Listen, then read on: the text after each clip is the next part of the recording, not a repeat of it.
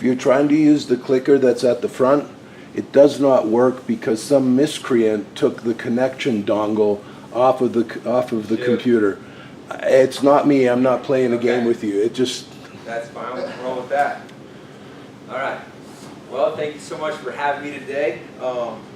Today, my goal is to help you guys, the League of Women Voters, better communicate with your audience. And what I'm pulling all my information from today is Deborah Tannen's Power Talk from HBR's 10 Best Reads on communication. So, communication, it's not just saying what you mean, it's how you say it, and that's what we're going to look farther into today. It's all about linguistic styles, and when you're talking to an audience, there's many different types of people, and especially with trying to get more voters to vote for your things that you want to get through, it's very important, and everything must be said in a certain way, in a certain tone of voice when you go in. That's very important. If you're mad at an audience, you're probably going to have a different tone of voice than if you're rewarding the audience. Everything must be said at a certain speed, whether you're talking super fast or you're talking super slow to get a certain point across.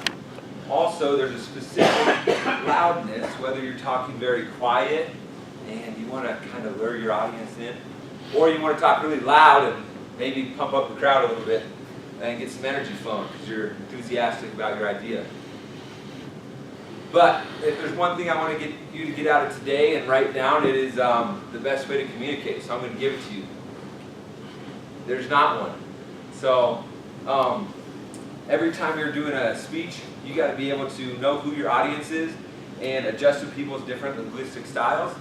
That's all I have to say today. And now I'm going to hand it over to Ryan Pierce, who's going to talk about how to be an authentic speaker.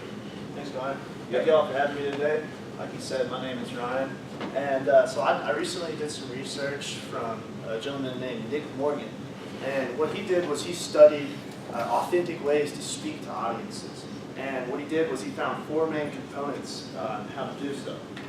So the first one is you want to be open with your audience. And this isn't talking about the uncomfortable information. It goes much farther than that. It comes down to mentally and physically, both of those aspects. And one big thing about this is whenever you're talking to your audience, you don't want to think too much about your body or your hand gestures, everything that's going on. Sometimes you might come across as a robot, and that's just completely inauthentic speech. So you want to make sure that you stay nice and relaxed. Another big thing that he found was you have to stay passionate about your topic. A wise man once told me that you have to keep your, pardon my French, you got to keep your give a shit meter up. And by doing so, you don't want to think too much on what you're saying. You want to think about how you feel about what you're saying and why you're saying it. And by doing this, it just kind of shows the audience that you're real, and they'll be more open to regular conversation. 2 more, you want to listen to your audience. And just like that first point that we hit, this isn't just listening with your ears, it's watching, seeing what the body language is like. You got to read the room.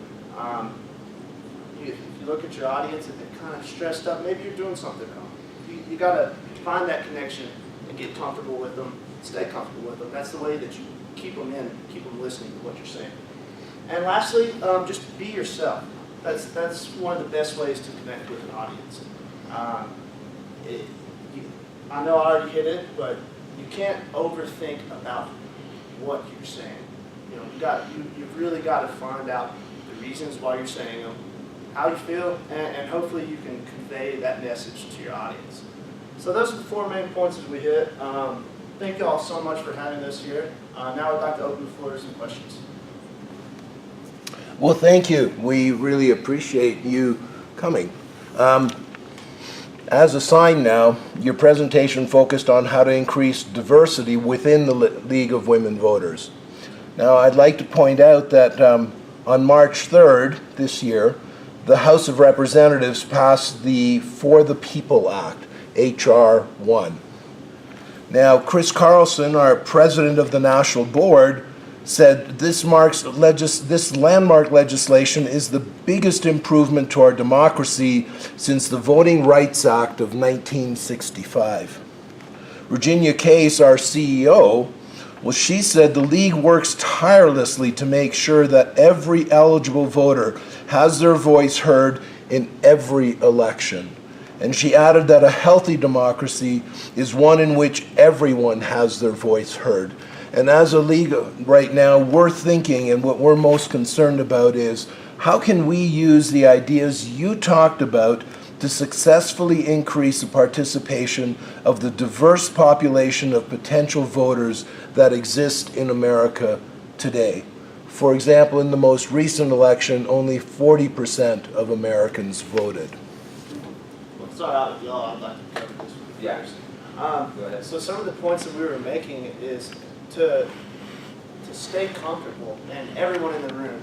Once that's done, people are more open to state their opinion and tell others how they feel.